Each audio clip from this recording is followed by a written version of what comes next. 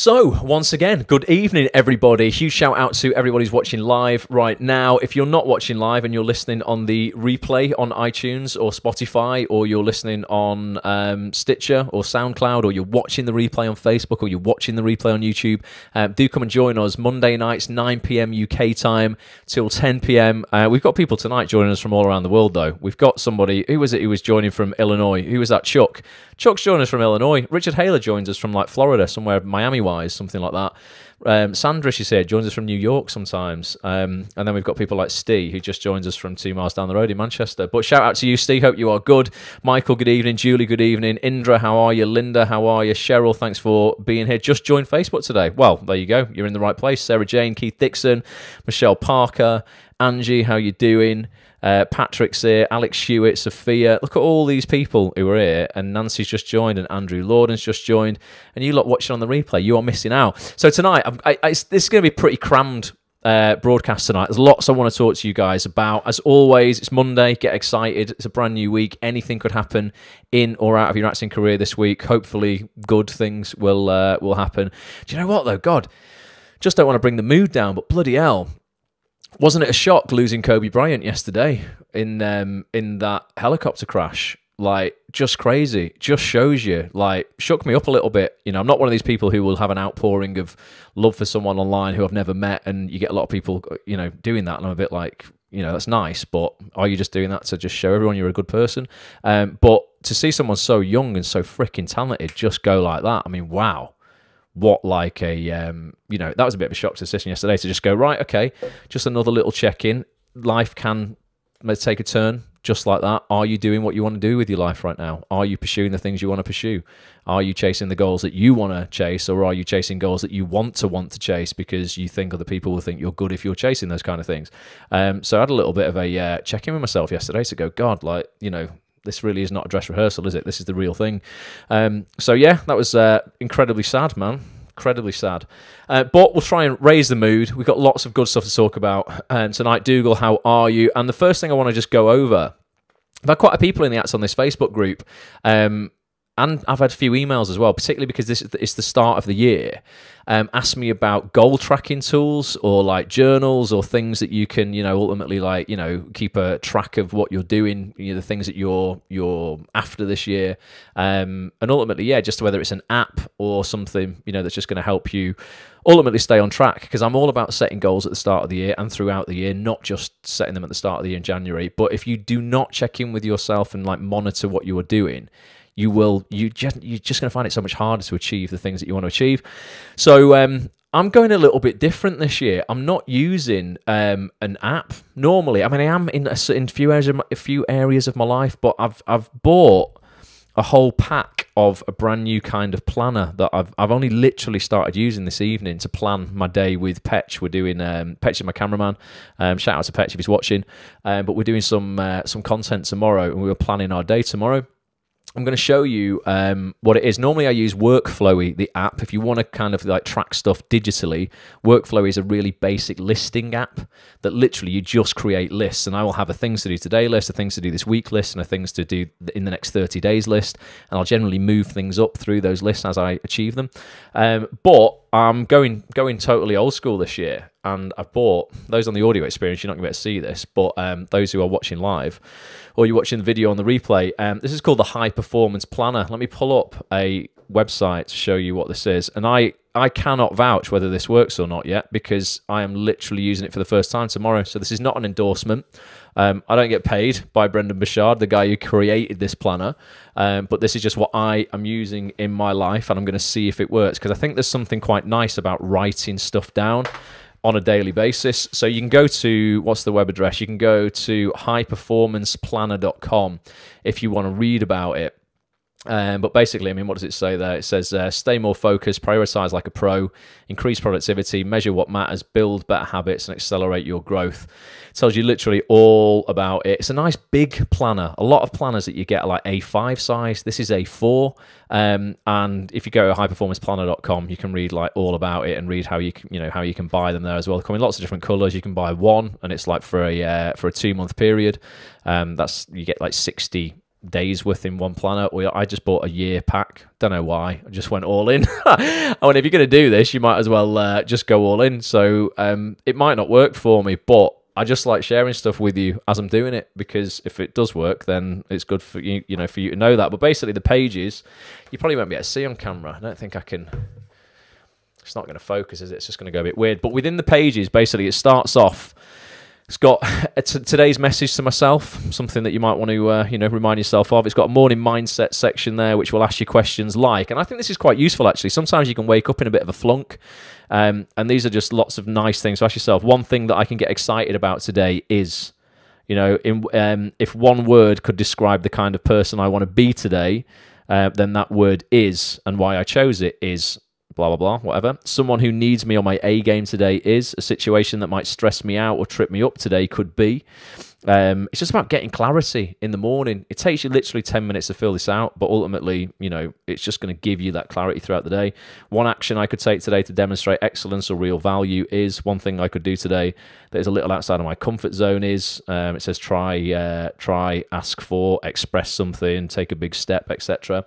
Then it's got today's top 3 goals or priorities, and then it has like a time section that lists like sections from 6 a.m. till 7:30 p.m. Tasks that absolutely must be done today. That's what me and Petra were filling in before. Things that have to be done today. And then it's got a section for an evening journal as well. We'll say like, a moment that I really appreciated today was. So it goes back to kind of gratitude. Might sound airy-fairy to some. I kind of like that shit, though, in terms of just getting focused on your day. Let me know what it sounds like to you guys, if it's something that you think you would use. But ultimately, I just think getting clarity, particularly the night before, because I will fill in the things that need to be done, those 3 things that must be done today. I'll fill those in the night before. Me and Petch filled those in before he went. So it just means you're waking up in the morning with intention, as opposed to going, oh, what am I supposed to be doing today? So that's the first thing that I want to share with you. Second thing, do we have any voiceover artists or actors who want to get into voiceover in 2020 on live tonight? Give me some comments in here if you either are established as a voiceover artist already, or you are looking to delve into the world of voiceover. This year, it's a big part of my life. I've been a voiceover artist as well as an actor for 15 years.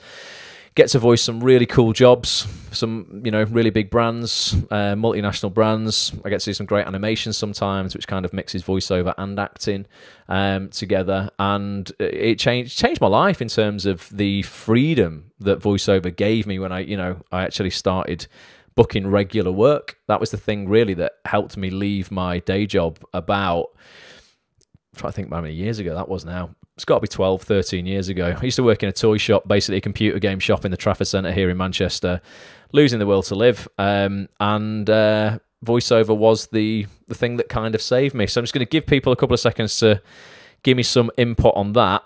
And I forgot what I'm also going to do is I'm going to... Thanks, Sharon, for sharing the feed. I've just noticed on Facebook you've shared that. I'm also just going to share this feed in the Acts on This Facebook group. I think it might already be in there, but I'm going to share it as well as a watch party. Anyone who's on it, if you are part of an Actors Facebook group or something like that, would hugely appreciate a watch party share. If you post it in another group, would be incredibly helpful, just to get some more viewers tonight, so we can impact some more people. So that's that one shared in that group that I'm a part of. So yeah, voiceover wise, what have we got? First great casting this week, says Andrew. He's had a casting already. I haven't had an audition yet. So it's 27th of January. I did get availability checked for a theatre show, but I think I might be annoying my agent because I don't want to do theatre. And bless her, she's so patient with me. Jane and Kat at Jane Hollywood Associates, they're so good to me. So is Frankie. They're brilliant, so patient. But theatre does not float my boat. And I keep getting checked for theatre stuff, like decent stuff as well, at decent theatres. And I keep going, oh God, I'm so flattered, but don't want to do it. And that's, do you know what? That's just knowing myself and having the confidence to go, even though this would be good for my career, and I don't know what your opinions are on this, but I just don't want to do anything. Happiness is the goal, not career or money or wealth or anything like that. I just have to make sure that I am choosing to do as many things as possible that make me happy over the things that I think I should want to do. Remember at the start I said about goals and like wanting to want things. We've been over this on a few of these sessions. A lot of people set goals that actually they don't want. They're setting goals that they want to want, because they think they're the things that, as an actor, they should be aiming for, or that other actors or other industry professionals are gonna like respect them for. Oh, you know, I must study Meisner, or I must do a Shakespeare play. Really, you might think Meisner's a load of bollocks and Shakespeare's crap. But you like, you know, but you go, oh no, but if I was a real actor, I should want to do that. I just can't. I just can't put myself in positions where I'm like, have you ever, I have done it before, you know, where you've done something or you've said you'll go somewhere and then you're getting ready to go and you're like, why the hell did I say I would go to this? I didn't even want to go. And now I'm giving up my evening to go and make someone else go to someone's party that I didn't want to go to or whatever it is. It's just like that, but in your acting career on a slightly bigger scale. So yeah. I just didn't want to do theatre. I can't remember why that came up, but ultimately the moral of the story is make sure you're doing what you want to do. Brendan tracks all his goals through his bank account. Brendan, maybe that's useful sometimes, but make sure you are spending your money on wise things, not depriving yourself of stuff. There is no amount of money you can spend on yourself and your personal development to become a better person that is too much. That's ultimately my message there. Jill, in terms of tracking goals, love pencil and paper. It's a great memory tool. There is something about writing something down, Jill, where literally memory-wise, I think the stats are, and I don't know how they figured it out, but if you write something down, you have a 48% more chance of recalling it. So that's why writing your goals down, it almost, you know, your thoughts then become a thing, will really help you. James, how you doing? Josh is here, S is here as well. So yeah, what was I talking about? Yeah, voiceover wise, who wants to be a voiceover artist? And Ollie said he uses Plan Plus online. It's based on a planning system developed and discussed in the 7 Habits of Highly Effective People. Interesting. There's loads of stuff out there. If you've got like something that's really cool productivity wise that you want to that you want to share with people, put it in the Facebook group. If you're listening and you're not a member of the Facebook group, it's facebook.com/groups/act on this TV. So yeah, in terms of voiceover, there's a lot of people who are interested in voiceover. Some people are saying that they've done a bit, but they've not done loads. They want to get into it. Yeah, it was something that absolutely changed my life. There's something coming up if you really want to kind of just get immersed in voiceover. And again, I get absolutely nothing for this whatsoever. Just want to share with you guys what I think is quite useful. There's something called the One Voice Conference. It's ran by Peter Dixon and Hugh Edwards, the guys who run gravyforthebrain.com. You'll know Peter as the voice of the X Factor, you know, Alexandra Buck, and he's the voice of Britain's Got Talent and stuff like that. Probably the most recognisable voice in the country, to be honest. I did a great podcast with him over on actonthis.tv talking about how you get into voiceover as an actor. Definitely go and listen to that. But the voiceover conference, the One Voice Conference, is being held again this May, the 7th to the 10th of May, 2020 in London. There's quite a lot of stuff to this conference. You have to get a ticket for either the Saturday and the Sunday, or the Saturday or the Sunday. You get a weekend pass, or you can you can buy a ticket just for one of the days. But if I click into the schedule here, and you might not be able to see this on your screen because it'll be small, but if you go to onevoiceconference.com, you can check all this out. You can see here how many sessions there are. There's so many seminars that you will get access to if you are, you want to get a ticket. Things like, the titles of them here. What have we got? 1 hour workshop, a free workshop on a demo review. So ultimately having your voiceover demo reviewed. Advanced, what we got? Modulation of your voice for different commercial applications. Smashing through self-created roadblocks to VO success.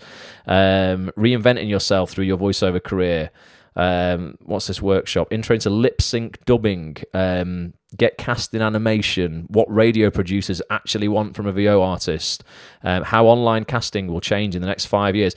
Ultimately, it's just stuff, literally people at the very forefront of voiceover. There's loads and loads of stuff you can get involved with. But one thing, if you are an existing voiceover artist, is they do a One Voice Conference Awards. So if you click on Awards up here, you can literally, if you have existing work that is online or has been broadcast on the telly, on radio or whatever, you can actually submit yourself and a demo of your work, the piece that you want to kind of get nominated for, in any of these sections here. So you've got things like animation, best male, best female, audiobooks, best children's voiceover performance. That's actually for kids, not adults voicing children's stuff. That's like a kid under 18s, basically.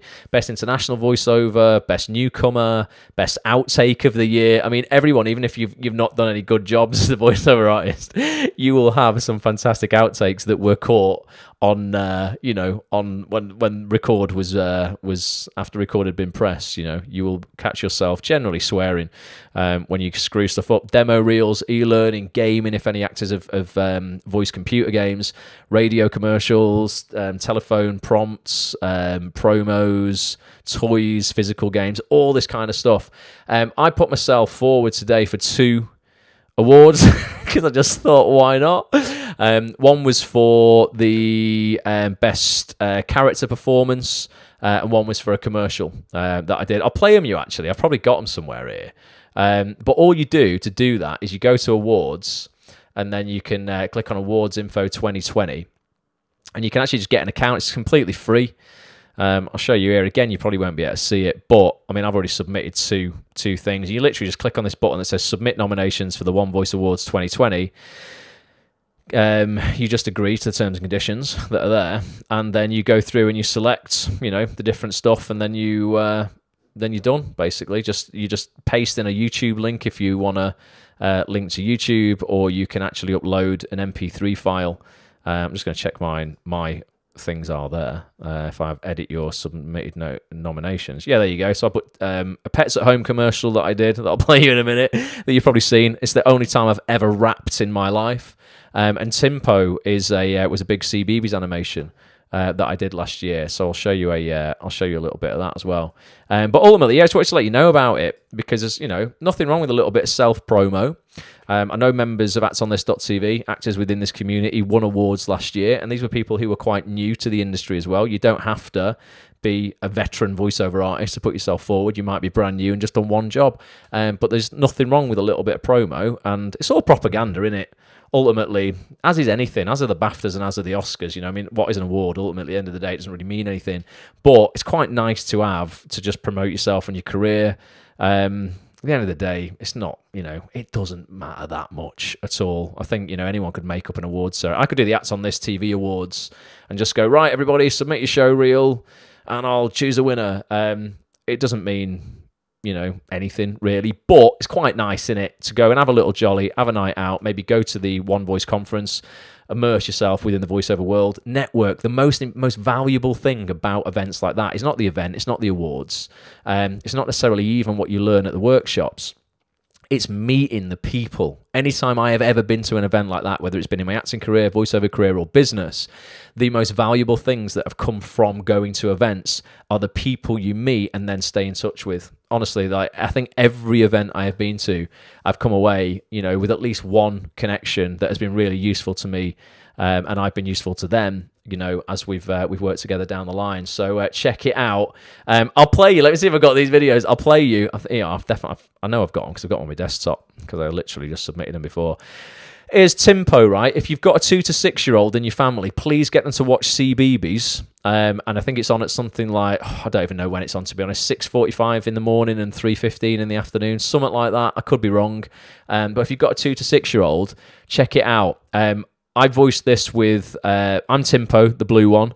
In fact, you're only going to see Timpo here, but there's other characters in it. One was voiced by Lizzie Waterworth. She's the voice of Horrid Henry. The other was Keith Wickham. He's the voice of the Fat Controller out of Thomas the Tank Engine. And we also had Joanna Ruse. She's the voice of loads of stuff, like loads of other kids' animations as well. But here's a little bit of Timpo. I think it's only like 40 seconds or something, but this is ultimately what I get paid to do sometimes, which is crazy, isn't it? 2 eggs, a spoon of baking powder, milk, sugar, what have I forgotten? A spoon of baking powder. And into the Instabaker. Yikes! A call out! Some po needs our help! A different way of looking. Aha! Aha! Aha! Team, that's it!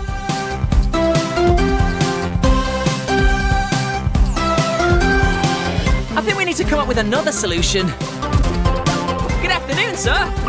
How can we help you today? Don't worry, Doug Poe. We can fix this. Let's take a look and see what's going on. That didn't quite go as planned, but we'll keep trying.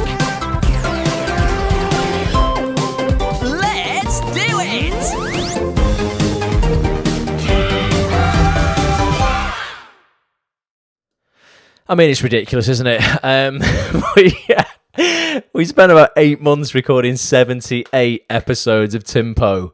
The toys, I think, come out this year. I've always wanted an action hero figure of myself. The likelihood of me getting one of those is probably quite slim, but I will have an action hero figure of Timpo with my voice in it, which should be interesting. The other thing that the other thing that I put myself forward for, and again is absolutely ridiculous. I don't think I'm going to get any awards for these, by the way, whatsoever. I just thought these are the only two things I've got to work with, and you've got to work with what you've got to work with.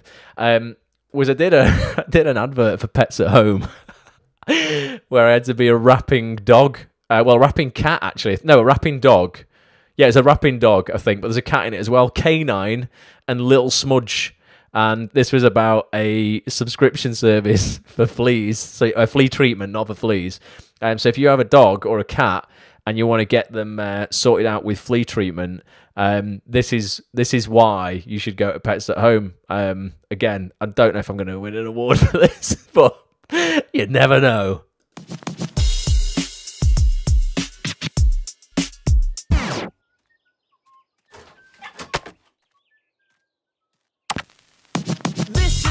Scratching in my home, 2 turntables and a microphone. My name's Little Smudge, I'm protected from fleas. Subscribe and save's the only thing I need. Once a month it lands on my doorstep. 1 drop measured up, there's nothing else to it. This is the only scratching in my home. No more itching and my mind is blown. Keep on top of them or they'll get everywhere. Stamp them out before it causes a nightmare. This is the only scratching I know, with a little love from Pets at Home.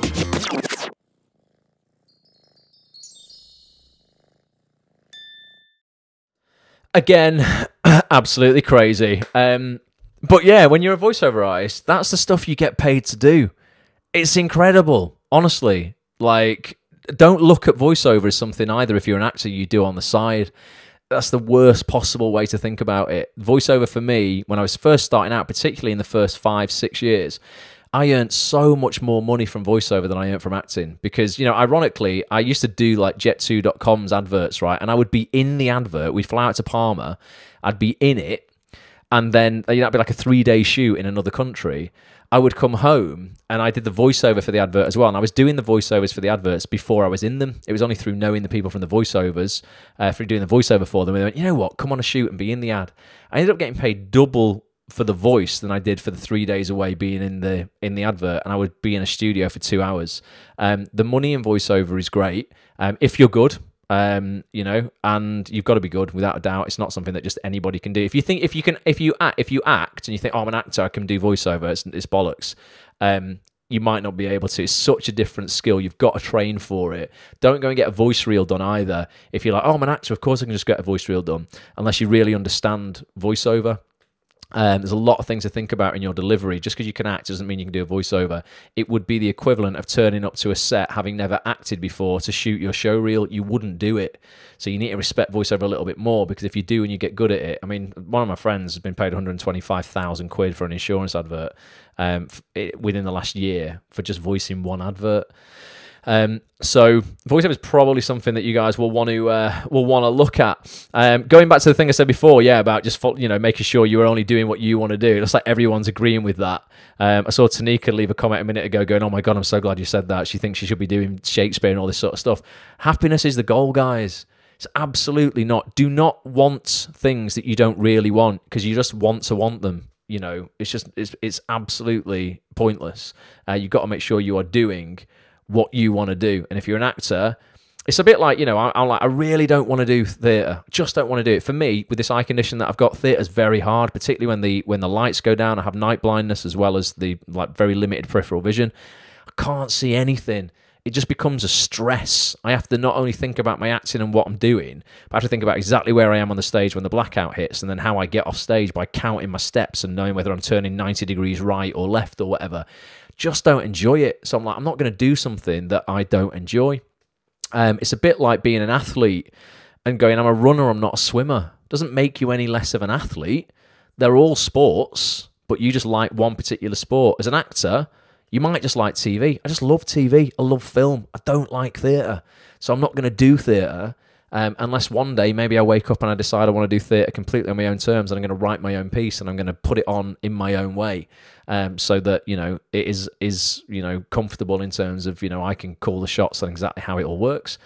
Just don't want to do it otherwise at the moment. So yeah, make sure you are just doing what you actually want to do.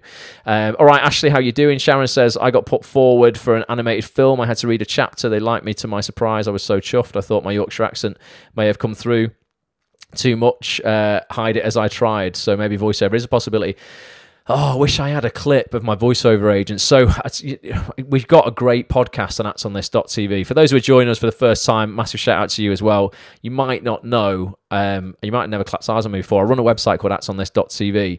I sit down every week with a famous actor, writer, casting director, agent, etc., etc. There's 200 hours worth of in-depth interviews on this website. It's a brand new one that came out today with Broadchurch producer.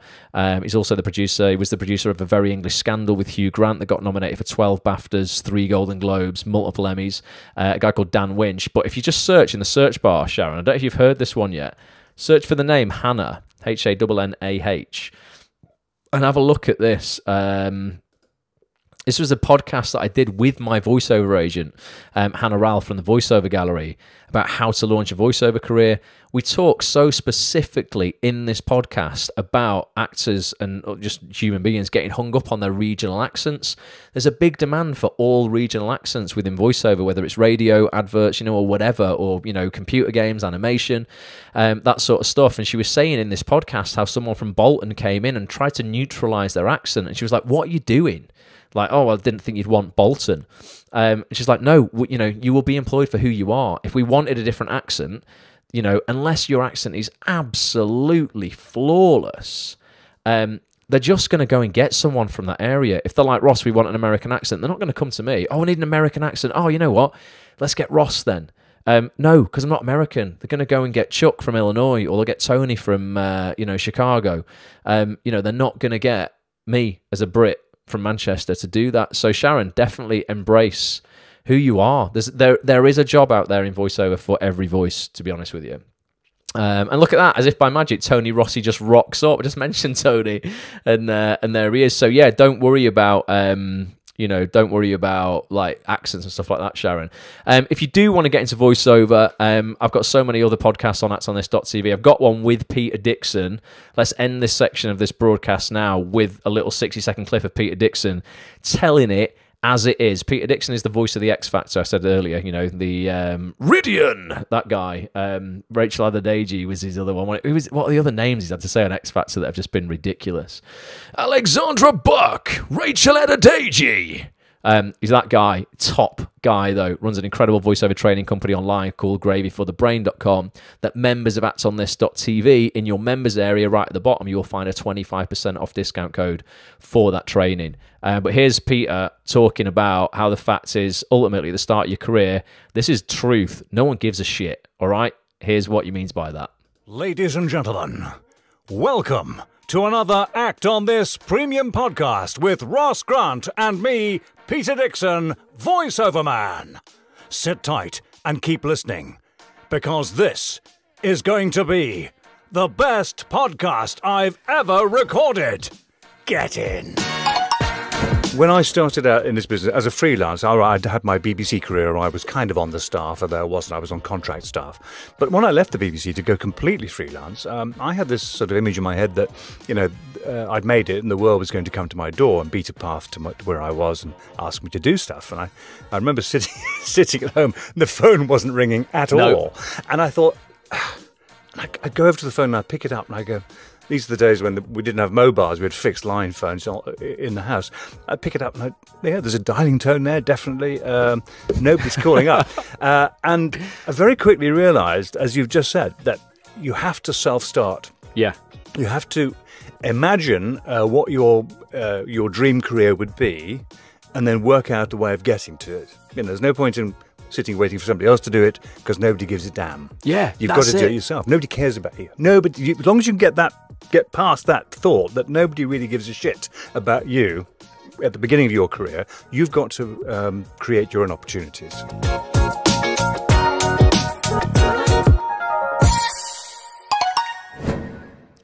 self-starting. It's a real thing. Again, just real talk, innit? Peter, just, it's exactly on my wavelength. Listen, and this is the brutal reality of it in your acting career right now. And this is like the thing that will give you power when you realise no one gives a shit about you. No one cares about you. No one cares about the struggles you're facing in or out of your career, because they're all facing their own struggles. So when you actually just understand that, and you take full responsibility for you and everything that's going on in your life, good and bad, and then you're like, right, I can do something about this, things start to happen.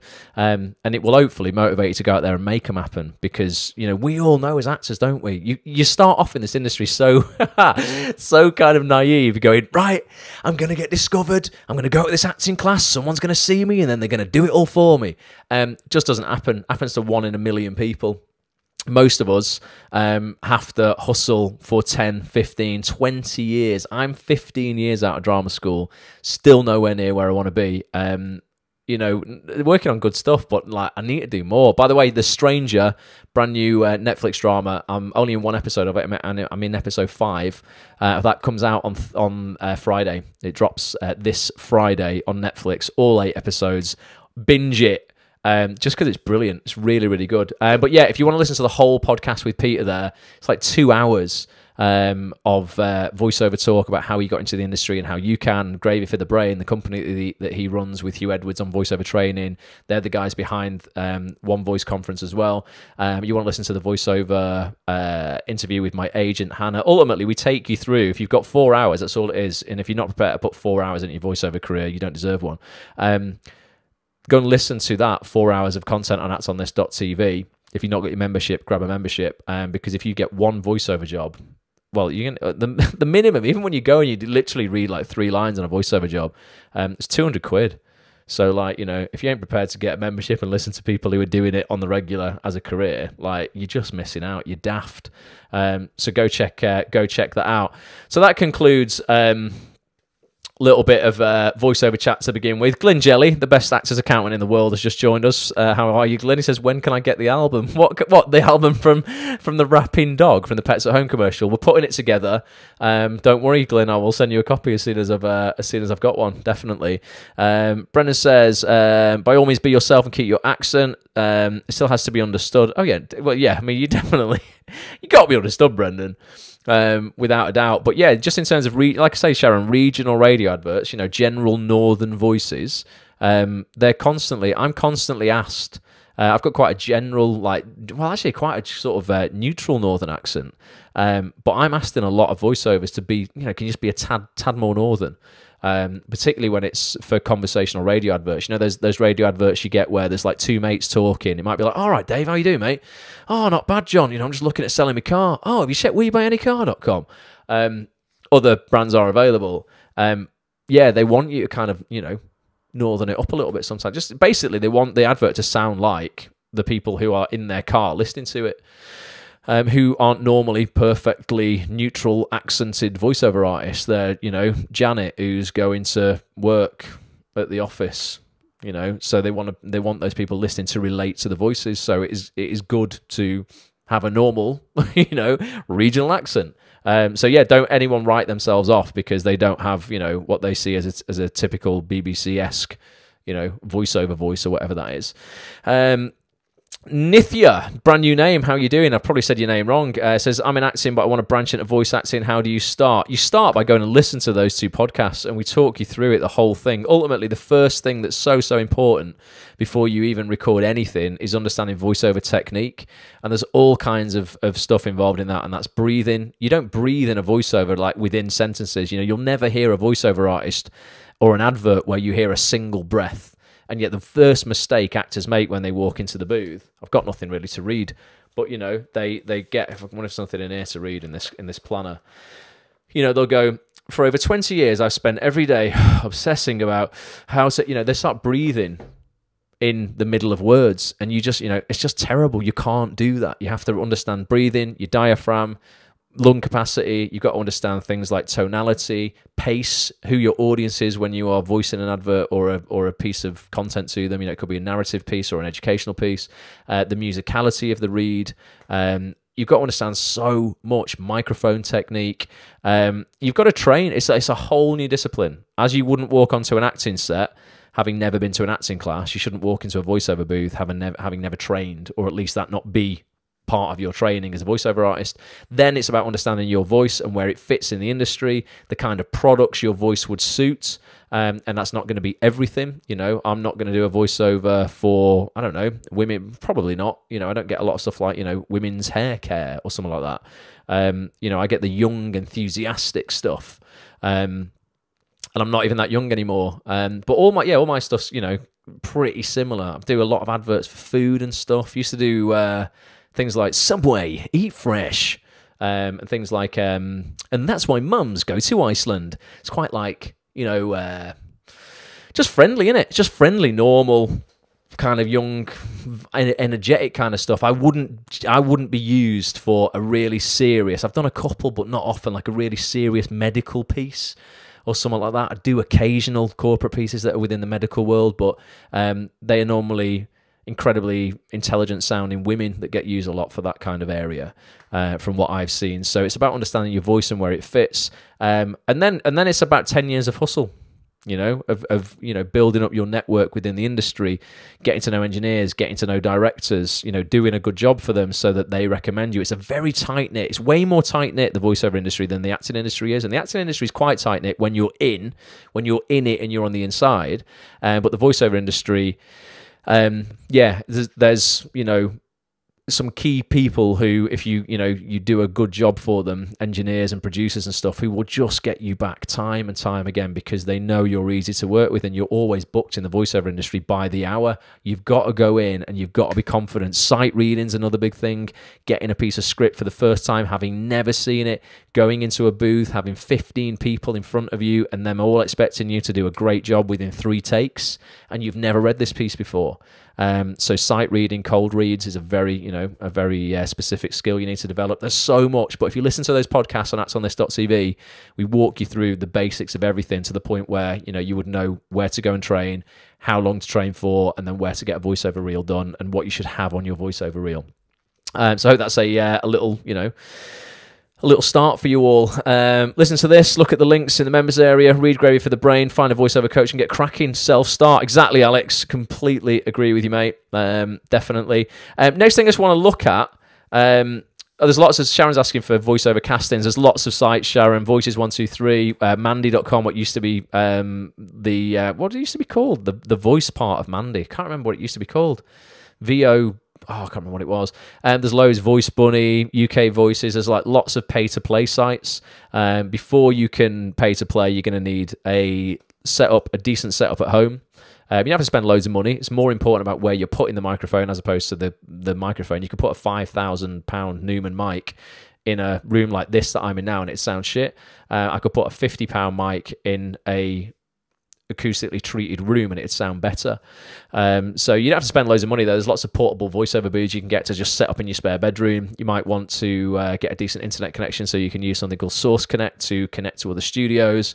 It's like a real high quality kind of Skype line, I guess. It's not a phone line anymore. That used to be something called ISDN. Now we have something called IPDTL, which is an online version of that, where you just need a really decent internet connection and you can work from anywhere, from wherever you are, and you can connect to any studio in the world. But yeah, you need to, again, it's just like, it's not something I wouldn't, recommend anybody just goes and bungs a load of cash at without fully researching and understanding what you're getting yourself in for. It's an incredibly rewarding industry when you get into it, if you are good at it. But it's not something, I think actors just underestimate it. They're like, oh, I'm an actor, voiceover must be easy. It's not. So different, and it's a very, very different skill. I've taken household names into the voiceover booth and they've been crap. I mean, they've been really, really poor, and they've gone, oh my God, this is harder than it looks, isn't it? Because most of them just can't even get the breathing right. So yeah, you've got to, Voices Pro, Nancy. Yes, that was what it was called. That was what Mandy was called, the voiceover section of Mandy before it changed to Mandy.com. Right, I want to move on. I put a brand new podcast up in the members area for anyone who's a member of actsonthis.tv. If you're not, you can listen to a preview of it or watch a preview. This guy, Dan Winch, one of the nicest guys I've ever met in TV. Thank you to Glyn Jelly, my accountant, who's watching this tonight, who put me in touch with Dan. This just shows you the importance of relationships in this industry, guys, and bringing value to people. You know, hopefully I've brought value to Glyn. He does my accounts for me, so he brings value to me. But he was like, mate, there's a top producer who I do their accounts. Do you want to, you know, do you want me to hook you up?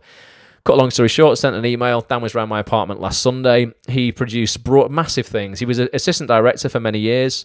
Then he went on to be a producer. He produced Broadchurch for ITV, that you know was massive, with David Tennant, Olivia Colman. He produced A Very English Scandal that Russell T Davies wrote, that starred Hugh Grant and Ben Whishaw. It won, well, it was nominated for 12 BAFTAs, 3 Golden Globes, multiple Emmys, Critics' Choice Awards, and now Dan is executive producing something called Quiz, that is an ITV 3-part drama that focuses on Charles and Diana Ingram, the people who were accused of cheating on Who Wants to Be a Millionaire. If you've not got membership to actonthis.tv, I'm going to play you now around 15 minutes of this, just to show you, you know, a little bit about Dan. I can't stress how important it is to network as an actor with people in this industry who aren't just other actors and casting directors. So many people are just throwing massive opportunities away by looking at casting directors as like the gatekeepers and the only people who can help them get work. You really need to, honestly, you've got to just be business savvy. I got a role in this the Netflix drama not because of a casting director, because of a writer and a producer. You need to be networking. That's why LinkedIn's so important. You know, finding and seeking out producers, directors, writers. I still am flabbergasted by how many actors, basically, as their marketing strategy is to just post the showreel and headshots in fucking actors' Facebook groups. It's not what Facebook groups are for. You know, we've got 10,000 people in the Acts on This Facebook group. You should be asking questions about, you know, like, has anyone got an email address for such and such a body? You know, networking in terms of pulling together to actually create stuff. Sharing castings, not just going, here's my showreel, can everyone give me a pat on the back and tell me how great I am? I mean, that's fine if you genuinely need help. You know, you can definitely post your showreel if you're like, guys, my showreel's 4 minutes and I don't know what to cut. That's a really good thing to do, because your showreel shouldn't be 4 minutes. But so many people just want everyone else to do the work for them. Here's 7 headshots of me, which one should I use? I mean, do you really not know? You've got to know yourself. You should be choosing that, really. I mean, ideally, you should understand and be emotionally disconnected enough from your own material to be able to choose what to chop out of your showreel. But it's just a terrible marketing strategy to go, I'm just going to share my stuff with other actors. And I think people do it because it's safe a lot of the time, because they know they're going to get support from other actors. You know, I would suggest you share your showreel with casting directors, writers, and producers. But here's literally 15 minutes of me just chatting to Dan. Kelly Hollis, how you doing? Hope you're good. If you want to watch the other hour and 45 minutes, get an actonthis.tv membership and you'll get access to that and another 200 hours worth of interviews with literally the biggest players in the industry. But I want to play you this just so you can see how nice Dan is. And this guy is an executive producer, right? So literally top of the tree. This is the guy who will employ the casting directors, will have absolute say in decisions around who gets what roles. You know, these guys are in charge of the money, which is ultimately, whether you like it or not, it's ultimately the main driving force of any production, isn't it? It's show business. We're in a business, guys, right? It's not just about, oh, everybody happy clappy, let's all make good stuff. It's got to make a return for them. Otherwise, they'll never be able to make another series of something. So money's a big deal. The exec producers are really, you know, steering the ship. They're the captains. So this is just literally 15 minutes for you to see how nice Dan is, so you're not intimidated by going out there and networking with executives, because people will go, oh no, but I'm just an actor, I could never possibly talk to an exec. Why? Just, you know, they're just human beings, and Dan is one of the nicest human beings ever. Rachel, you're saying you've just posted your first showreel. As if it's your first showreel, I'll let you off, because there is merit in that. If it was your 5th cut of your showreel, I would be like, Rachel, why are you posting that in the Facebook group? If it's your first ever reel and you're saying, guys, with your knowledge of reels, and you've all got one, how does this compare? There's nothing wrong with that. That's totally fine. You get my permission to post your reel in the group. The thing is when you've got an actor who's been around 10 years and they've had 17 cuts of their show reel and their marketing strategy is still posting it in Facebook groups, I'm like, this is pointless. No actor, going back to what Peter Dixon said before, as brutal as it sounds, and I mean it in the loveliest way, all the other actors in that group are looking for their own work, so they don't give a shit about your reel. I mean, not talking yours in particular, Rachel. we do, and we'll look at that, and we'll help you with that. I just mean in general, people are too busy, aren't they? So it's about having the confidence in yourself, and I get that why you would want reassurance initially, Rachel, for your first reel. There's nothing wrong with that. It's about having confidence in yourself to go, right, I understand this industry enough now to know what I should and what I shouldn't have in a reel. Alex says, what Ross is talking about now, exec producer is different to line producer. Yes, absolutely. Dan is an exec who sits almost like a showrunner at the production company level. He or she will be in charge of a whole state of productions. Yeah, so a line producer refers to the lines of a budget. So a line producer is the guy or girl who literally is, very much in charge of the budget. The producers will work with them. So will the execs, but the exec producer is ultimately, I guess kind of like the football manager, really, in terms of like the person who would sit at top and be very much responsible for everything. Dan talks about this, as well as what is the difference between a first assistant director, a second assistant director, and a third assistant director. We mentioned that on the last broadcast. 15 years out of drama school, 24 TV sets I've worked on. I still didn't know that. Embarrassingly, I didn't know the difference between a first, a second, and a third. Dan puts that straight in this chat. Anyway, we've got to finish at 10, so let's crack on. Here's 15 minutes of this with Dan. That's still going to take us over 10, innit? And then we'll just wrap up for 5 minutes. But again, I just want you to see an executive producer and how bloody nice he is. Be back in like 12, 15 minutes, guys. I can still see your comments, so still keep leaving them, please.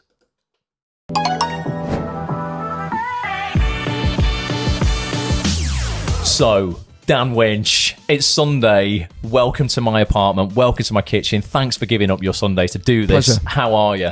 Very well, thanks. Yeah, very well. Delighted to be here. I'm flattered to be asked. Thanks very much for having me. Mate, honestly, it's such a pleasure. And I also want to give a shout out straight down the lens of the camera to our mutual friend / accountant, Mr. Glyn Jelly, for hooking us up. Legend. What did he do? Did he just send you an email and say, mate, do you want to do this podcast? Yeah, simple as that. As he always does, very efficient on the emails. And yeah, it was a lovely surprise. And I've never done one of these before, so it's great to be... Have you not? No. Oh, well, this is amazing. Podcast, so, yeah, well, this is going to be awesome, mate. This is going to be a completely open, honest podcast on, well, actually loads of stuff, because you're not just an executive producer. You are now. Right now, you are executive producing Quiz, a brand new ITV drama. Correct. That's going to come out shortly after we publish this podcast. You produced Broadchurch, Series 3 as well. That's correct. Something else that you've done that I want to talk about today. Lewis Arnold, we've had on, good mate of mine. He directed one episode of that. Julie Hesmondhouse was in Broadchurch Series 3 a lot. She's been on the podcast. She's awesome. It was Series 3 Julie was in, wasn't it? Yeah, that's right. Yeah. She's amazing. So yeah, we were just saying before, it's a small world, isn't it, really? It's a very small world. It's incredible. When I think, in fact, this year's my 20th year of working in the industry. Right. I graduated from the Bristol Vic Theatre School. I trained in stage management. And I'd never foreseen, what the career path would hold. And here I am, sort of 20 years down the line. I'd never foreseen producing. As I look back on some of the projects that I've had the fortune and the great luck to work on, immensely proud. And of all the people I've worked with along the way, it is amazing looking at the connections and the cross paths and the people you come round to working with. Again, having worked with them a few years ago, or even the next job, and you're seeing familiar face and things. And I think you're only ever like 2 people away from being able to get to someone. That's what I've learned in terms of getting podcast guests on and stuff like that. I mean, this happened quite serendipitously, but in terms of where I go, oh, I'd love to get that person on, or I watch something I see on the credits, that there's someone on there that really intrigues me. There's generally, when I put it out there, someone will know, even at the worst, someone will know someone who knows them. Completely. A lot of the time, it's just you end up knowing someone who directly knows somebody, but it is small. Yeah, it's such a small world. It's such a small world. Russell T. Davis. Russell, I'd worked with when I was a third assistant director almost 20 years ago. That was one of my first ever jobs. And then all those years later, ended up producing with him on A Very English Scandal. Fantastic, absolutely fantastic. So it was amazing, definitely. But let's go right back then. You almost read my mind when you started talking about sort of starting off in the industry in Bristol Old Vic. Yeah. Just tell us a little bit about that, and then we'll see the path that you went on, because I'm always telling actors, and I try and do this myself as well, to taste as many different things within this industry as possible. And the analogy I always use is almost like of ice cream. I would never have discovered that strawberry ice cream was my favorite ice cream currently. Maybe there's others out there. If I'd had stopped tasting ice cream at vanilla, I'd have had a vanilla ice cream and gone, yeah, that's my favorite then. And then I taste strawberry and go, wait a minute, I prefer this. Now, there's a lot of actors out there who sometimes feel they're cheating on their career if they dabble in something else. Oh no, but I'm an actor. I'm like a thoroughbred actor. I'm not a writer, or I'm not a director or a producer or all this sort of stuff. And I'm like, until you try it, you don't know what you're going to like. So what did you start off doing at Bristol Old Vic? And then how did you go through all of these different roles to get to exec producer? Yeah, sure. Yeah. I mean, just to go back, I guess a step before Bristol, my love of this industry was theatre. I was taken to the theatre as a kid. We went all the time. We lived in Somerset. We go to Bath, we go to Bristol. I was very lucky. My parents used to take all three of us to the theatre a lot. So I had an absolute love and fascination of all things theatre. I went through a stage of thinking, I'd love to be on the stage. I'd love to act. Yeah, I was rubbish. I was so I was one of those. I was one of those people. You see those sorts of encouraged, perhaps less than good singers on these reality TV shows. Yes, and they've always been encouraged by the family. Fortunately, mine didn't over-encourage me in the wrong direction. But I loved it. I absolutely loved it. I slightly lost my nerve at one point, and I remember I was auditioning to be in the National Youth Theatre, and I was awful. And I think thank God they didn't record these things, because if ever any of that ever would come back, it would be highly embarrassing. But as a consequence, I found my love backstage. I went and did work experience at the Bristol Old Vic Theatre School, at Bristol Old Vic Theatre, I should say, and it was still a producing house, is now, and worked in the prop department and in the stage management department, and loved it, absolutely loved it. I loved the buzz of that. It's something I'd never really experienced before, in terms of live performance and facilitating everything that you need to for a production. So when I was applying to universities and I was reaching out to doing a UCAS form for the 6 universities that you applied to. I remember UCAS forms. Chris, did you? Oh my good God. Did you? Yeah, remember UCAS forms? Do you remember that? Yeah, and 6 universities and courses that you have to apply to, and I got rejected from literally every one of them, all 6. What were you applying for? Media courses. Right. All I knew is that I'd quite like to go into something in media, but I didn't really know exactly what.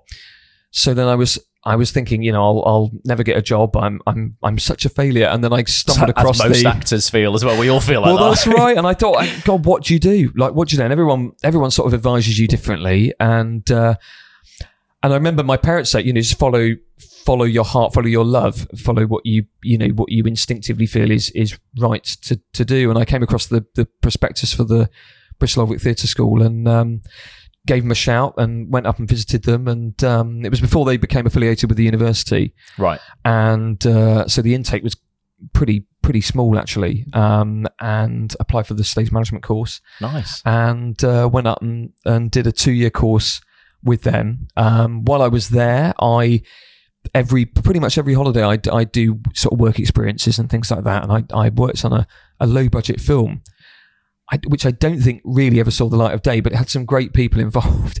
And I was like the runner. I was like the, we'll do anything, drive. Because this is something that I am trying to push, and I'm getting a lot of kickback because people hate me for it. But did you do that for free? Did you go, I'm going to work on this film for free? Or did you go, I'm not going to do it because No, at that time it was for free. Yeah. It was a voluntary. Good. Yeah, it was. What I mean, I'm sick of people demonizing free work initially, and it's not. You're never going to exec produce for ITV for free. I'm never going to do that. But Chris is an awesome filmmaker. It's a means to an end. He wants me in something. I'm going to do it free. I'm not going to go, no, Chris, my episode fee is X amount of money, and I want like a contract.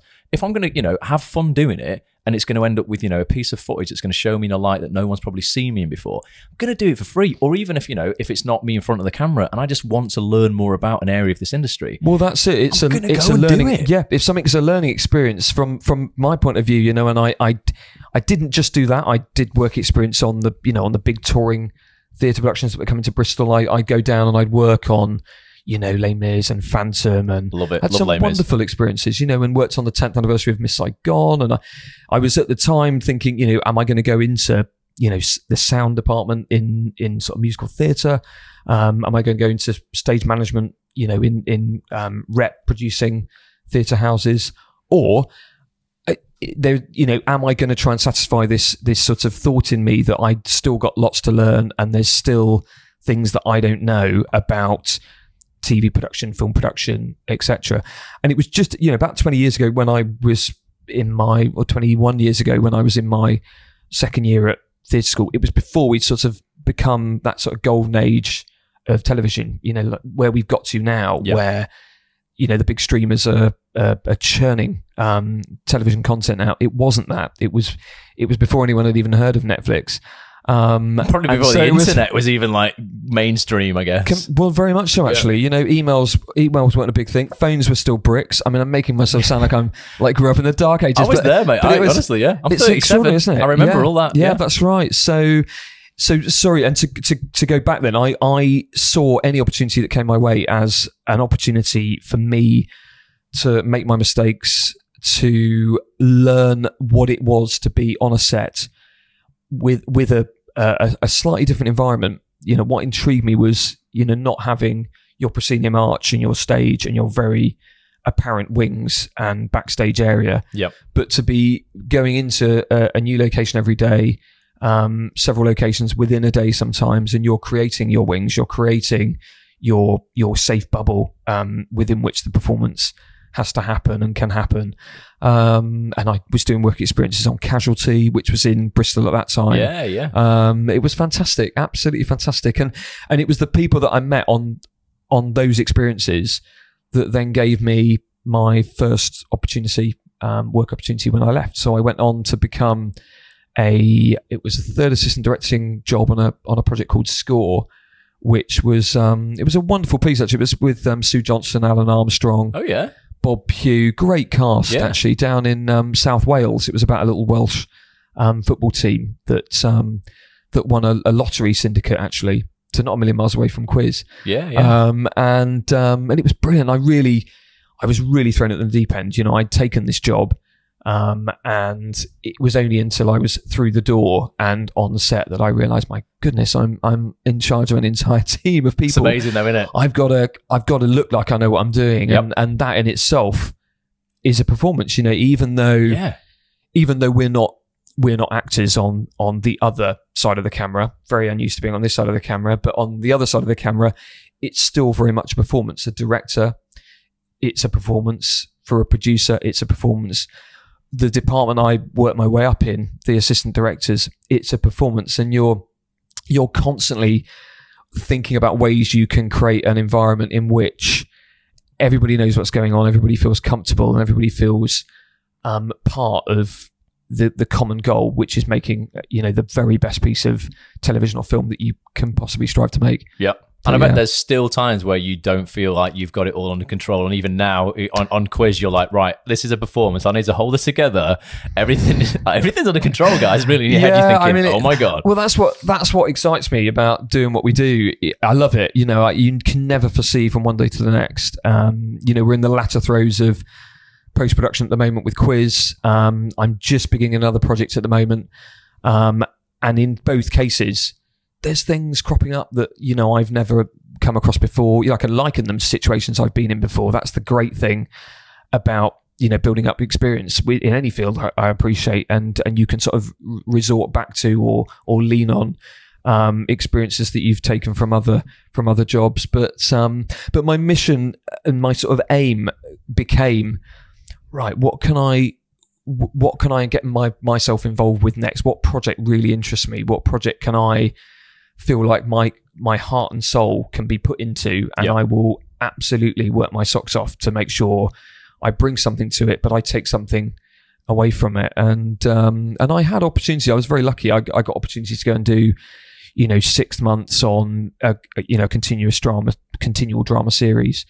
2 or 3 of them actually. The sort of EastEnders, the Bill, Coronation Street type of shows. Yep.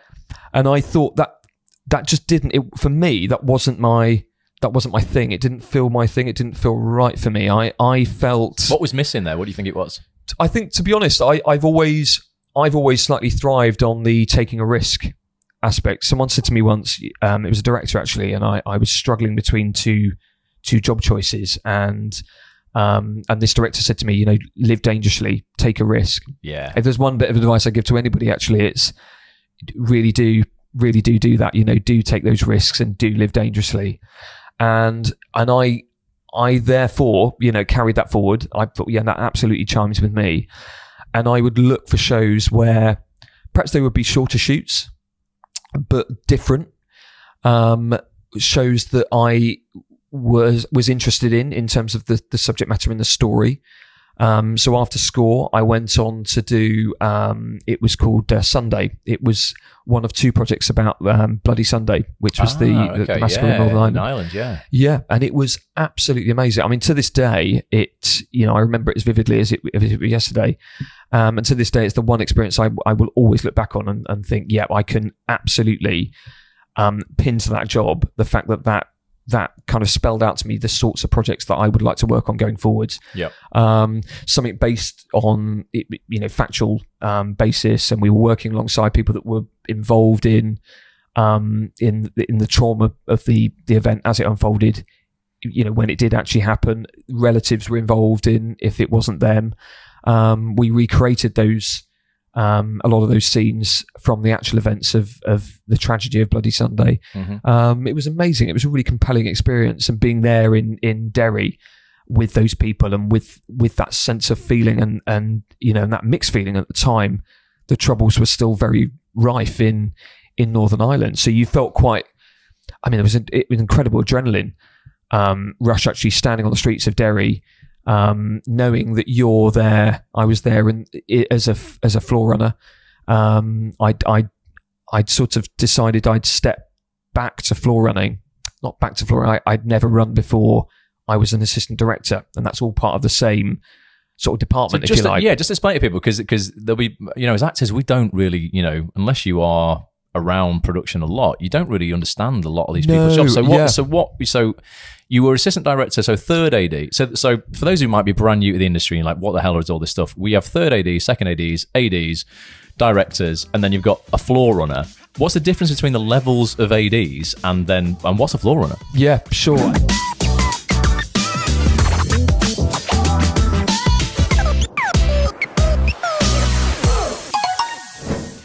Oh, and it's at that point where Dan goes into all of those jobs, something that even, like I say, after 15 years of working in TV, I didn't actually know the difference between a first AD, a second AD, and a third AD and what their jobs were. I had no idea. I thought they were in hierarchical order. The first director would assist the director, second would assist the first, third would assist the second. It doesn't work like that at all. If you want to learn all about that, as well as everything that goes into producing, Dan's entire career, what he's learned by working at the top of the game, for many, many years now. He is, like I say, the executive producer of that brand new drama Quiz, stars Michael Sheen, comes out in a few weeks' time, behind the Who Wants to Be a Millionaire scandal that you remember Charles and Diana Ingram were accused of cheating on the programme. It sounds like an incredible drama. We're nearly at 10:10. I want to say thanks to everybody for watching tonight. We've been on for quite a while. I know a lot of people have had to go because obviously it's Monday night and they probably want to go to bed.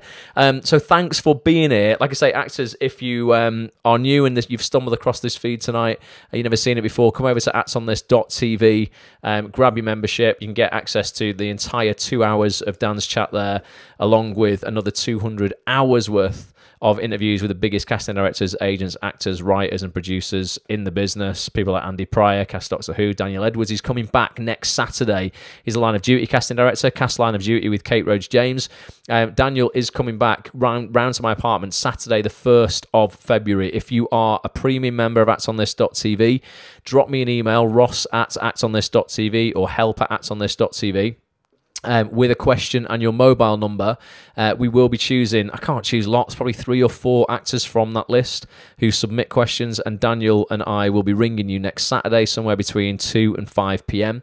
And you can put your acting career questions to Dan on the phone, access to people you would never normally get access to on your own. So it's well worth becoming a member and joining the community. Try to do incredible things for you this year, guys, that doesn't involve you spending 55 quid on a piece of shit acting workshop that does nothing for you. Sick of seeing acting workshops pop up from everywhere and people just cashing in on it. It's bullshit. For the price of 1 latte a week, I will bring you at least 5-6 hours worth of content with people who are at the top of the game, teaching you how to progress your career forward without you having to go and pay someone 55 quid to sit in a room, perform one piece of script for 3 minutes and then go home. Just pointless. It's bullshit. So yeah, join the community. Help me rid this industry of all the crap. But yeah, Daniel will be around next Saturday, one of the biggest casting directors in the industry. I would love for you to get an opportunity to talk to him. And if you don't get a chance to talk to him, you can listen to everything that we do. It'll be another 2 hours, 2.5 hours, I'm guessing, from about a week after it will go up in the members area on actonthis.tv. So thank you for being here. I'm going to let you all go now. I just want to say thanks to everyone who's stayed on this. Rachel, thanks so much for staying on to the end. Linda, Sharon, Brendan, everybody else for being here. The other 30 people that are here, means the world, genuinely, that you are here, guys. I'm just going to get to a point on Facebook where I can end this broadcast in a second. And I'm going to play you out a little 60-second or, 2-minute trailer of another podcast that I'm bringing out, not next Monday, the Monday after, with 2 fantastic actors, Dean Smith and Gary Damer. You'll know Dean Smith from lots of stuff, Waterloo Road, Hollyoaks, Coronation Street, Still Open All Hours with David Jason, Sir David Jason, I should say. Gary Damer starred in East is East. He's done loads of other stuff as well. But these guys, we talk about, ultimately, they got really into running, and running as and fitness as a basis for their success. They've got a podcast so much now on running, because they've done marathons all around the world. They're still actors, but they, love marathons, love running. Something that I got into a few years ago. And yeah, definitely gave me a focus in my physical health, I guess, that has definitely fed into lots of different areas of my life. Dean and Gary's podcast is called Behind the Medal. They had Ed Sheeran on their podcast a few weeks ago. That hit the news in America. It was on Good Morning America. It was all a little bit crazy. But here's a little clip of us talking about whether exercise is something that can cure depression. I think it is. I'm not talking necessarily clinical depression. I don't think lots of people have clinical depression. They just are sad and think they're depressed. It's a very big difference between having clinical depression and just being very sad, because you might be comparing yourself to everyone else in the world, not feeling good enough in your acting career, unable to deal with rejection in your acting career, all this kind of stuff. So we're talking in this clip about whether you can cure depression with exercise. I think it can go a long way. So let me know your thoughts on that as well. Tweet me as ever at ActOnThisTV, at Ross A. Grant. Drop me an email if you're a member of ActOnThis.tv and you want to get that question into Daniel Edwards. Don't forget your mobile number, and it's help@actonthis.tv. Drop me an email now with your question. We're drawing 3 or 4 people out to talk to Dan next Saturday. And if you're not a member, come on over. You're missing out on so much stuff. I get emails from people every day telling me how they've booked jobs, they've got TV jobs, they've got agents based on the information they have learned Act on This, and they've gone out and acted on it. That's the whole point of it. So this year, promise yourself to act on everything that I put on there, basically. And I think you will find it impossible not to have more success than you've been having before. So here's this clip. This full podcast will be out in a couple of weeks, and I'll see you guys next Monday, 9 p.m. Until then, love to you all. Bye for now. Yeah, the running, me and Gary said this, I've said this constantly, it should be on the NHS. Oh, I completely agree. How are you feeling? Not so great. Okay, cool, we can look at that medically, but in the meantime, go running. Go running. Doesn't have, like Gary said, doesn't have to be far, but go and put a little obstacle in your way, which is a 5K, 10K, whatever it might be. Challenge yourself, and I dare you not to feel great having accomplished it. Making yourself feel bigger by something you can control. Absolutely, could not agree more. I did this on a live broadcast. I said the Blue Monday live broadcast I did last night, and one of the things I was saying is like, I don't want anyone to think I'm undermining real clinical depression. Of course. But a lot of people, I believe, and this is just my opinion, right, and I'm entitled to this, right, give me shit if you want, but there has been such a spike in rates of reported depression between sort of 18 and 30-year-olds, like really huge spikes over the last decade. I do not believe, I just cannot accept that, 18 to 30 years ago, millions of babies were born with brain deficiencies in the hormonal balances of the serotonin and the dopamine and epinephrine and all the other chemicals and cortisol, all those chemicals that make us feel good or bad. I don't believe everyone was born with those deficiencies. I believe, it has to be something external. So it thus has to be the society we're living in. Like you say, the Instagram culture, this culture of comparison, all this sort of stuff. And people who go to the doctors and say, oh, yeah, I'm feeling depressed. I don't think they are depressed. I think they're just very sad. And there's a difference between being sad and being clinically depressed with a real deficiency in hormones in your body. And one thing for me, I wish doctors would do, like you say, is go, you know what? Let's get you invested in yourself physically, because that's really going to help you mentally, but people don't put two and two together a lot of the time. And get some kind of scheme in this country to get people supporting each other, to go out there and actually do stuff like this couch to 5k stuff. Don't just put an advert on the telly. Really get behind people. Have some GP referral scheme. Don't just fill people with synthetic serotonin that then pick them up for a few weeks and then starts wearing out. So they go back to the doctors, get a higher dose. That works for a few weeks. Go back till they're maxed out on this dose, and the doctor goes, "Well, there's nothing else I can do for you." And this person spends the rest of their life feeling broken. You're not broken.